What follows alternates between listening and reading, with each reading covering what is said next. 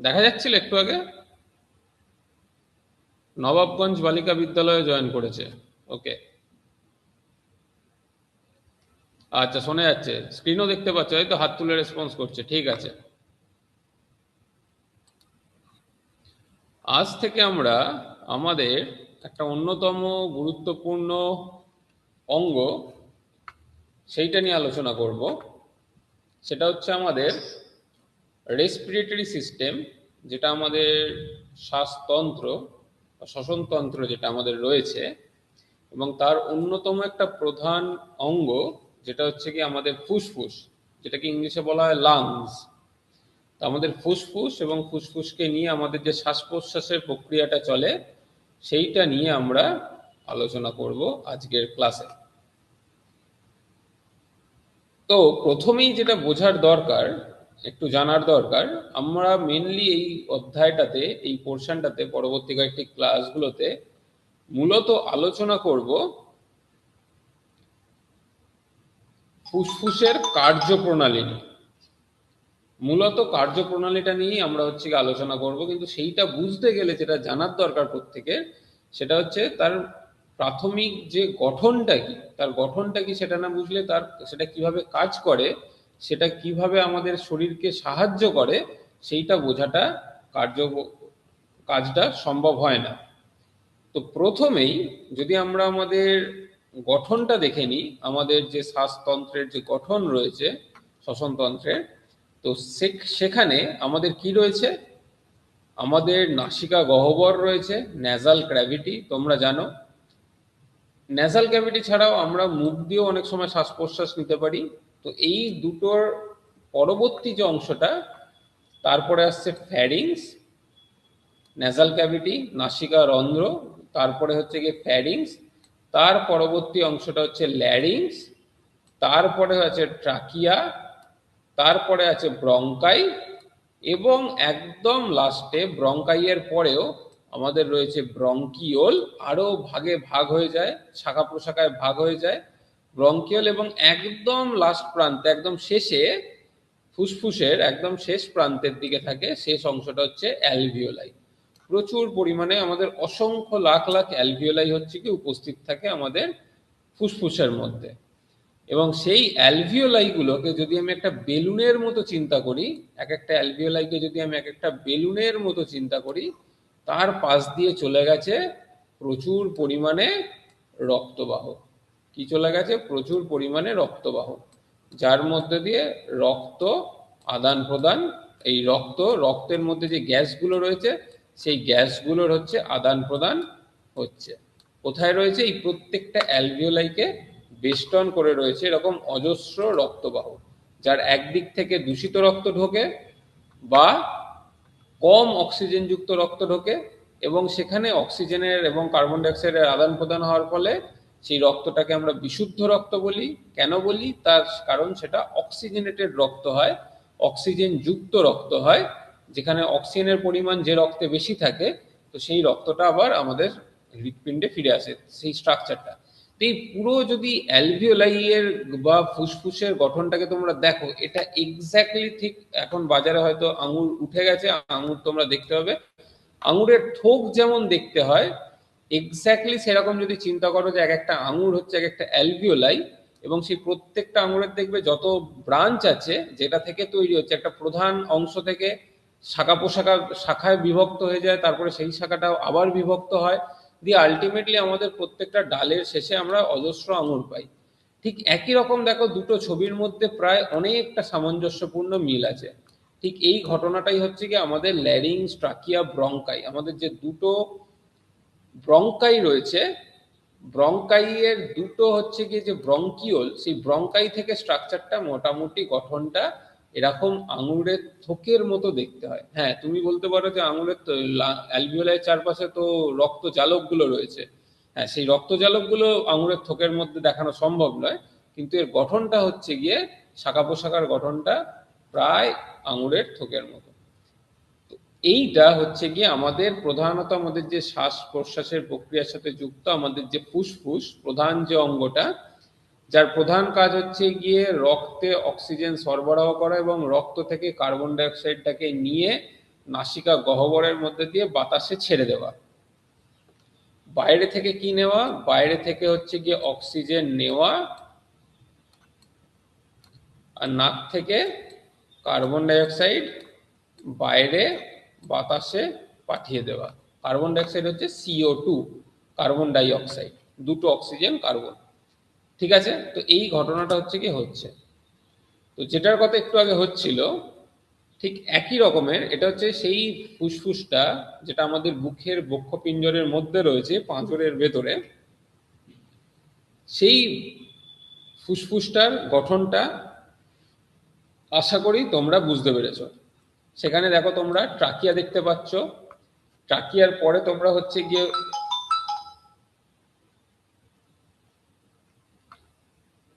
বিভিন্ন ধরনের, এবারে আমরা এখানে যেটা দেখব প্রধানত আমাদের ফুসফুসের দুটো লোব আছে, দুটো দিক আছে। ঠিক আছে, যেটা বেসিক্যালি ট্রাকিয়া থেকে ব্রঙ্কাই যখন আলাদা হচ্ছে, দুটো ব্রঙ্কাই, ব্রঙ্কাস, একটাকে বলা হচ্ছে ডান দিকের ব্রঙ্কাস আর একটাকে বলা হচ্ছে বাম দিকের ব্রঙ্কাস। একটা হচ্ছে ডান দিকের, একটা হচ্ছে বাম দিকের, রাইট অ্যান্ড লেফট। সেই অনুযায়ী আমাদের ডান দিকের লোবটাকে বলা হয় রাইট লোব বা ডান লোব, আর একটা হচ্ছে গিয়ে বাঁ দিকে রয়েছে আমাদের লেফট লোব, লাংসের। এইবারে একটা ইন্টারেস্টিং ব্যাপার হচ্ছে, আমাদের দুদিকেরই যে লাংসের, আমাদের যে ফুসফুসের যে লোব দুটো রয়েছে, সেই লোব দুটো সমান আয়তনের হয় না। আমাদের যে বাঁ দিকের লোবটা রয়েছে সেখানে একটা নচ থাকে। নচ বলতে সেখানে কিছুটা খাঁজ থাকে বেসিক্যালি। হ্যাঁ, হ্যালো, এনিওয়ান? কেউ কি কিছু বলছে?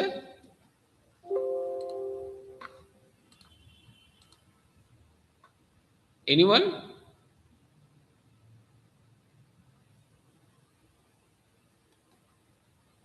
কেউ কি কিছু বলছিলে? হাত তুলে সবাই স্ক্রিনটা দেখতে পাচ্ছিলে তো? হ্যাঁ, ওকে।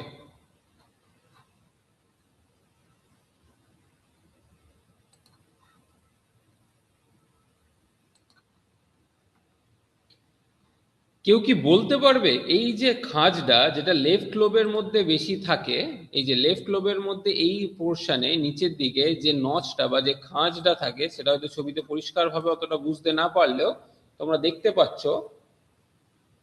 ডান দিকের লোবটায় কটা লোব আছে? ডান দিকটায় আমাদের ডান দিকের যে ফুসফুসের অংশটা, সেখানে টোটাল তিনটে অংশ। একটা হচ্ছে আপার লোব, দু নম্বরটাকে বলা হয় মিডিল লোব, এবং তিন নম্বরটাকে বলা হয় লোয়ার লোব। সেই তুলনায় যদি আমরা বাঁ দিকেরটাকে দেখি, বাঁ দিকেরটাতে মাত্র দুটো রয়েছে। একটা হচ্ছে গিয়ে আপার লোব এবং দু নম্বরটা হচ্ছে গিয়ে লোয়ার লোব। তাহলে সেখান থেকেও তোমরা বুঝতে পারছো, এটা অবভিয়াসলি অবশ্যই বিজ্ঞানীরা এইভাবে ভাগ করেছেন, কারণ ওটার গঠনটা যখন ওনারা হচ্ছে গিয়ে কেটে দেখেছেন, তো সেখানে ওরকম তিনটে অংশ ওনারা দেখতে পেয়েছেন। যে আমাদের ফুসফুসের ডান দিকে যে ফুসফুসের অংশটা রয়েছে, সেখানে তিনটে প্রায় প্রকোষ্ঠের মতো, হৃৎপিণ্ডের যেমন বিভিন্ন প্রকোষ্ঠ থাকে, সেরকম এক্স্যাক্টলি হচ্ছে গিয়ে আলাদা আলাদা মানে আলাদা অবস্থায় পুরো পাঁচিলের মতো, একে অপরের সাথে কোনো সম্পর্ক নেই সেরকম নয়। কিন্তু ডান দিকের ফুসফুসের অংশটায় আমাদের তিনটে লোব রয়েছে, যেটা বলা হচ্ছে একদম উপরেরটাকে আপার, তার মাঝেরটা হচ্ছে কি মিডিল, আর নিচেরটা লোয়ার লোব। কিন্তু আমাদের যে বাম দিকের লোবটা রয়েছে, সেই দিকে দুটো মাত্র রয়েছে বাম দিকের ফুসফুসের অংশটাতে। সেখানে একটা রয়েছে আপার লোব এবং লোয়ার লোব, এবং এটাও রয়েছে সেখানে একটা দেখা যাচ্ছে নচ ফর দ্য হার্ট। সেখানে একটা বড় খাঁজ রয়েছে কিসের জন্য? হৃৎপিণ্ডের জন্য। কারণ তোমরা হয়তো জানো আমাদের হৃৎপিণ্ডে যে অংশে, যে জায়গাটাতে থাকে, হৃৎপিণ্ড আমাদের বুকের একটু বাঁ দিকে থাকে। স্বাভাবিকভাবে বেশিরভাগ মানুষের হৃৎপিণ্ড আমাদের বুকের যে স্টার্নাম রয়েছে তার থেকে সামান্য বাঁ দিকে থাকে। ঠিক আছে, এবং তার যে নিচেটা, সেটা হৃৎপিণ্ড একদম আমাদের সোজা একদম 90 ডিগ্রিতে কখনো থাকে না। ফর এক্সাম্পল, এটা যদি আমাদের হৃৎপিণ্ডের প্রকোষ্ঠ হয়, এটা কখনোই এরকম হচ্ছে গিয়ে ভাবে একদম সোজা 90 ডিগ্রিতে থাকে না বুকের ভেতরে। তার বদলে সেটা একটু কিরকম থাকে, একটু হেলে থাকে। সেটা কোন দিকে হেলে থাকে? একটু আমাদের বাম দিকে হেলে থাকে। এখানে কপাটিকা রয়েছে, যা যা থাকার সেগুলো হচ্ছে গিয়ে রয়েছে। তাহলে এইটা আমাদের নয়, আমাদের কোনটা থাকে? এই রকম হেলে। এবং তার ফলে কি হয়, আমাদের যে নিলয়ের অংশটা সেটার অনেকটাই অংশ হচ্ছে গিয়ে আমাদের স্টার নামের থেকে বাঁ দিকে থাকে। তো সেই কারণে বাঁ দিকের লোবটা আমাদের জন্মগতভাবে মানুষের ক্ষেত্রে আমাদের ফুসফুসের বাঁ দিকের ফুসফুসের অংশটা একটুখানি ছোট হয় এবং সেখানে একটা খাঁজ থাকে, ঠিক আছে? এবং তার দুটো লোব, আপার লোব এবং লোয়ার লোব। এই কোশ্চেনটা তোমাদের মাইক্রোফোন অন করে একটুখানি দিতে হবে আমাকে। সেটা কি? ব্রিদিং ফ্রিকোয়েন্সি বলে একটা কথা তোমরা দেখতে পাচ্ছ। Do you know what is the breathing frequency of a healthy adult? তোমরা এখনো পুরোপুরি অ্যাডাল্ট হওনি, তোমরা হচ্ছে প্রি অ্যাডোলেসেন্ট স্টেজে রয়েছো। কারণ প্রত্যেকেরই বয়স প্রায় 14 বছর বা 15 বছর, বা কেউ কেউ হয়তো 13 বছরও থাকতে পারো। এই বয়সের মোটামুটিতে তো অ্যাডাল্ট হচ্ছে কি 18+ ধরা হয়। কিন্তু এই সময় একজন যদি সুস্থ স্বাভাবিক মানুষের, ধরে নিচ্ছি কারোর বয়স 18 বছর বা 19 বছর, বা এটাও ধরে নেওয়া যায় যে তোমাদের নিজেদের, কেউ বলতে পারবে তোমাদের নিজেদের ব্রিদিং ফ্রিকোয়েন্সি কত গড়ে? এনিওয়ান? ব্রিদিং ফ্রিকোয়েন্সি না, এবারে তোমরা জিজ্ঞেস করতে পারো ব্রিদিং ফ্রিকোয়েন্সি কথাটার মানে কি? শ্বসন প্রক্রিয়ার শ্বসনের হার, রেট, হার বা রেট। রেটটা ইংলিশে, হার হচ্ছে গিয়ে বাংলাতে, যে কতবার আমরা শ্বাস প্রশ্বাস নিই প্রতি মিনিটে যখন আমরা রেস্টিং অবস্থাতে রয়েছি, যখন আমরা রেস্টে রয়েছি। এনিওয়ান? আমাদের হৃদস্পন্দনের হার কত একজন সুস্থ স্বাভাবিক মানুষের? একটু মাইক্রোফোন অন করে বলতে হবে। আমাদের সুস্থ স্বাভাবিক মানুষের আমাদের হৃদস্পন্দনের হার কত? মানে আমাদের হার্ট রেট। এনিওয়ান?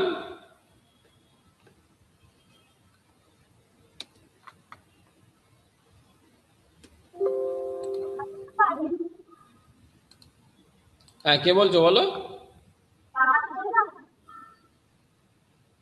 কথাটা ফেটে যাচ্ছে, একটু আস্তে আস্তে বলো। বোড়াই বালিকা বিদ্যা মন্দির প্রথম যে বসে আছো দেখতে পাচ্ছি, হ্যাঁ বলো। 12 বার? ও 72 বার, কারেক্ট, হ্যাঁ। 72 বিটস পার মিনিট, কারেক্ট। আমাদের হৃদস্পন্দনের হার হচ্ছে গিয়ে 72 বার। কথাটার মানে কি? আমাদের হৃৎপিণ্ড 72 বার হচ্ছে গিয়ে রক্তকে পাম্প করে বার করে কতক্ষণের মধ্যে? প্রতি মিনিটে। আমাদের হার্ট রেট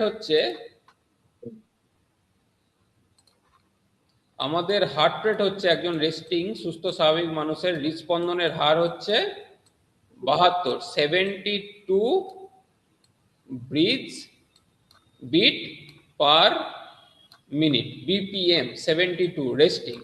এটাই যখন আমরা দৌড়দৌড়ি করি, খেলাধুলা করি, তখন কি হয়? এই 72টাই বেড়ে যায়, বেড়ে অনেকটা বেড়ে যেতে পারে। আমরা কি ধরনের কাজ করছি তার উপর নির্ভর করে। কাজ করলে, পরীক্ষার আগে ভয় পেলে, চিন্তা করলে কি হয়? এই হারটাই হয়তো 120, 140, 160 এইসব জায়গায় চলে যেতে পারে। যত করব, যত হাই ইন্টেন্সিটির কাজ হবে, তত বেশি বাড়তে থাকবে। তাহলে এবার আমাদের প্রশ্নটা হচ্ছে, তাহলে এই ব্রিদিং ফ্রিকোয়েন্সিটা কত? ব্রিদিং ফ্রিকোয়েন্সি মানে শ্বাস প্রশ্বাসের হার। এনিওয়ান?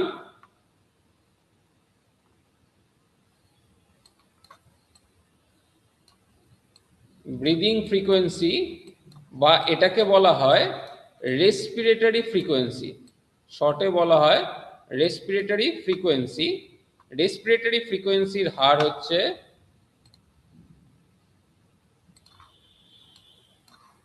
এনিওয়ান? রেসপিরেটরি ফ্রিকোয়েন্সি, আমরা যদি রেস্টে থাকি তাহলে আমাদের রেসপিরেটরি ফ্রিকোয়েন্সি প্রায় 12 থেকে 14 বার। তোমরা যদি পরীক্ষা করে দেখো, মোটামুটি এটা হচ্ছে গিয়ে ব্রিথ, এটা হচ্ছে ব্রিথ পার মিনিট, মানে প্রতি মিনিটে 12 থেকে 14 বার আমরা হচ্ছে গিয়ে শ্বাস প্রশ্বাসের কাজটা করি। কখনো কখনো সেটা আপ টু 18 হচ্ছে গিয়ে ধরা হয় প্রতি মিনিটে। এটা কিভাবে পরীক্ষা করে দেখা যায়? তোমরা যদি নাকের ঠিক সামনে একটা খুব পাতলা ছোট্ট একটা কাগজকে ধরো, কাগজের টুকরোকে, একটু এই যেমন বাসের টিকিট হতো, বাসের টিকিটের মতো সরু একটা কাগজ কিন্তু লম্বা, যেটা একটুখানি নরম কাগজ হতে হবে, খুব শক্ত কাগজ হলে হবে না। তো সেই রকম মানে পাতাটা হচ্ছে কি নরম পাতলা হতে হবে, ঠিক আছে? নরম মানে ভিজিয়ে করলে হবে না, পাতলা পাতা হতে হবে। সেইটাকে যদি নাকের সামনে ধরা হয় তাহলে দেখবে যে কাগজটা কতবার নিচের দিকে যাচ্ছে, আবার সোজা উপরে আবার আগের জায়গায় চলে আসছে। মানে যতবার ও সরে নিচের দিকে যাবে তার মানে কি তখন সে নাক দিয়ে হাওয়াটা ছাড়ছে। এবং আরেকটা ভাবে দেখা যায়, এইটা থেকে ব্রিদিং ফ্রিকোয়েন্সি বা তোমাদের রেসপিরেটরি ফ্রিকোয়েন্সি জানা যেতে পারে। আরেকটা জানা যায়, কেউ যদি শুয়ে রয়েছে বা ঘুমোচ্ছে, যদি সোজা হয়ে ঘুমিয়ে থাকে তাহলে সব থেকে ভালো যেটা বোঝা যায় সেটা হচ্ছে গিয়ে পেটটা কতবার উঠছে আর নামছে। পেট, আমাদের অ্যাবডোমেন, পেট, বেলি, ভুঁড়ি থাকুক ভুঁড়ি না থাকুক দুটোতেই একই রেজাল্ট হবে। ভুঁড়ি থাকলে খুব ভালো দেখা যাবে, আর ভুঁড়ি না থাকলে একটু কম বোঝা যাবে। কিন্তু খুব ভালোভাবে বোঝা যায় যে পেটটা কতবার উঠছে আর নামছে, সেখান থেকেও বোঝা যায় রেসপিরেটরি ফ্রিকোয়েন্সি তার কত। এইটা হচ্ছে গিয়ে কোনো যন্ত্রপাতি ছাড়া খুব সহজেই বোঝা যায়। এছাড়া অনেক সময় আরো বিভিন্ন ধরনের পরীক্ষা রয়েছে, মানে যখন ল্যাবে করানো হয় তখন হচ্ছে গিয়ে কোন একটা হালকা পাতলা কাঁচের টুকরো যদি ভিজে, ঠান্ডা কাঁচের টুকরো যদি নাকের সামনেও রাখা হয় তাহলে সেখানটাতে কি হবে আমরা জানি। ঠান্ডা থেকে গরমের পরিস্থিতিতে কখনো গেলে, কারণ আমরা নাক দিয়ে যেটা বেরোচ্ছে সেটা হচ্ছে গরম হাওয়া বেরোচ্ছে, আর ঠান্ডা কাঁচের টুকরোটা থাকলে কি হয়, বা ঠান্ডা মেটালের টুকরোটা থাকলে কি হয়, যদি কোনো একটা স্টিলের টুকরো হয়ে থাকে তাহলে সেখানে কি হবে, সঙ্গে সঙ্গে ওখানে একটু বাবেল হয়ে যাবে, ওখানে জলকণা জমে যাবে। তো সেখান থেকেও বোঝা যায় হচ্ছে গিয়ে কখন কখন সে হচ্ছে গিয়ে শ্বাসটা নিচ্ছে, শ্বাসটা টানছে। নিঃশ্বাস প্রশ্বাসের প্রক্রিয়াটা মানে প্রশ্বাস কখন, প্রশ্বাসটা নেওয়া, নিঃশ্বাসটা ছাড়া, তো নিঃশ্বাসটা কখন ছাড়ছে, তো সেটা থেকেও বোঝা যায়। এছাড়া যন্ত্রপাতি লাগিয়ে তো নাকে লাগিয়ে সেটা অবশ্যই বোঝা যায়, জানা যায়। যেমন স্টেথোস্কোপ দিয়ে আমি চাইলে আরো খুব ভালোভাবে হার্ট রেটের সংখ্যাটাকে বুঝতে পারি। হাতের কবজির কাছে যদি আমি আঙুলটাকে রেখে পালস জানার থেকে, যেমন আমার যদি হার্ট রেট জানার দরকার থাকে কারো, হৃদস্পন্দনের হার, স্টেথোস্কোপ দিয়ে বা বিভিন্ন যন্ত্রপাতি দিয়ে আমি অ্যাকিউরেটলি জানতে পারবো যে তার হৃদস্পন্দনের হার কত। ওকে ওকে নেক্সট হচ্ছে শ্বাস প্রশ্বাসের প্রক্রিয়াটা। শ্বাস প্রশ্বাসের প্রক্রিয়াটা আমি এখানটা বলেই শেষ করবো আজকে। শ্বাস প্রশ্বাসের প্রক্রিয়াটা তাহলে আমাদের এই যে ফুসফুস যে কাজটা করে কি করছে, শ্বাস এবং প্রশ্বাস, নিঃশ্বাস এবং প্রশ্বাসে সাহায্য করছে। কিন্তু হয়তো তোমাদের এটা বইয়েতেই ধারণাটা কতটা রয়েছে আমার জানা নেই, কিন্তু এটা যদি দেখা হয় তোমাদের জন্য হয়তো, এটা তোমরা ধারণার জন্য তৈরি করার জন্য এটা খুবই একটা গুরুত্বপূর্ণ আমরা বলে থাকি। এই যে শ্বাস প্রশ্বাসের আমাদের প্রক্রিয়াটা, আমাদের শরীরের যে বিভিন্ন জৈবনিক প্রক্রিয়াগুলো আছে, বেশিরভাগ প্রক্রিয়াই হয় কোনো না কোনো একটা হরমোন দ্বারা নিয়ন্ত্রিত হয়, অথবা আমাদের যে স্নায়ুতন্ত্র আছে স্নায়ুতন্ত্র নিয়ন্ত্রণ করে। ধরে নাও তোমরা যে স্ক্রিনটা দেখছো এখন, চোখ, চোখ দিয়ে যে বার্তাটা তোমাদের মস্তিষ্কে পৌঁছচ্ছে সেটা কিন্তু কে করলো, স্নায়ুতন্ত্র করলো।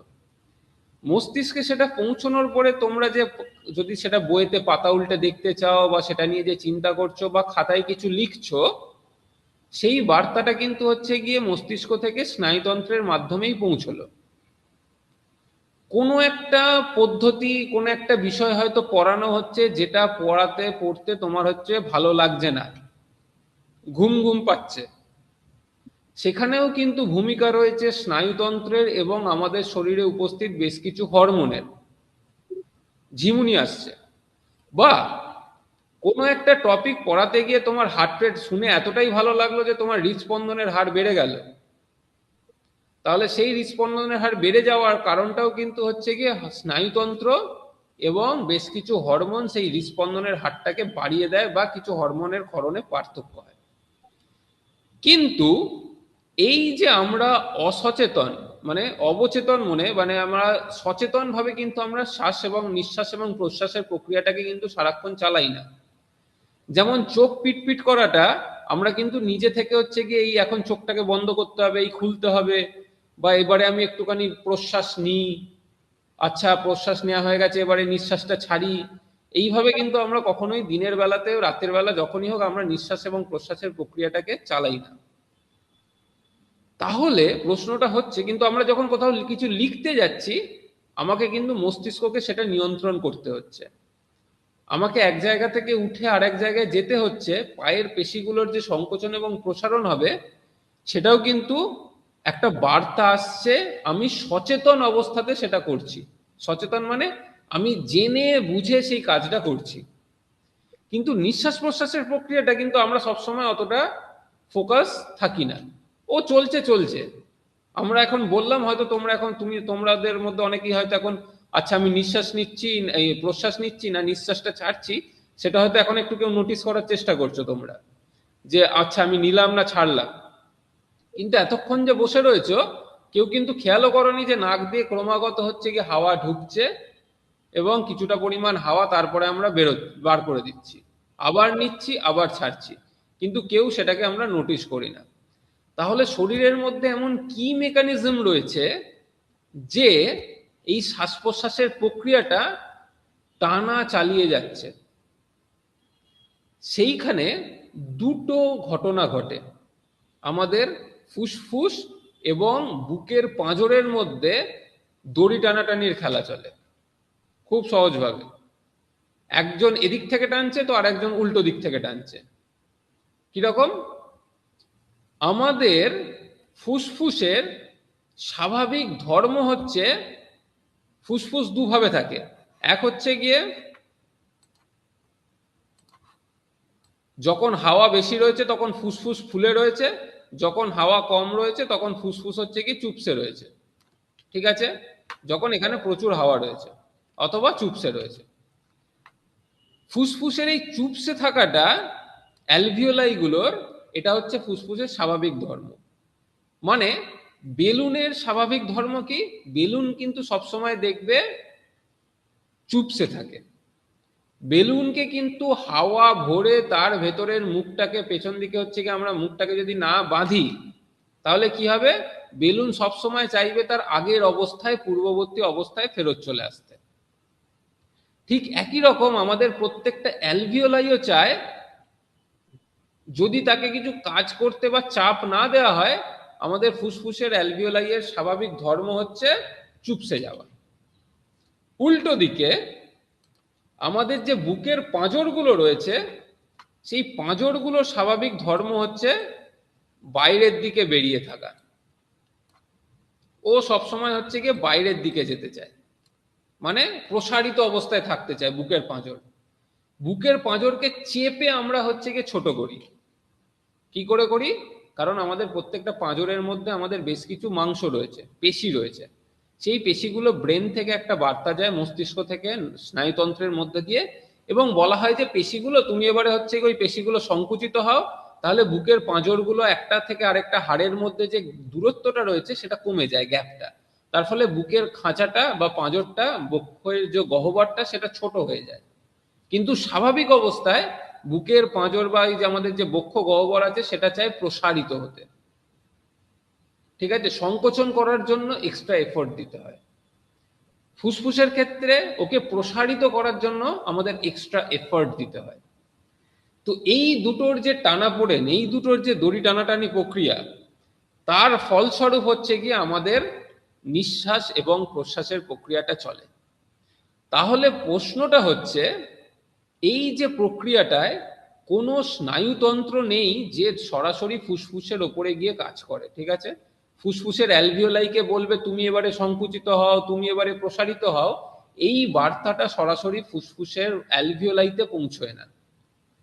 অ্যালভিওলাইয়ের সংকোচন এবং প্রসারণটা নির্ভর করছে একটা প্যাসিভ পদ্ধতিতে।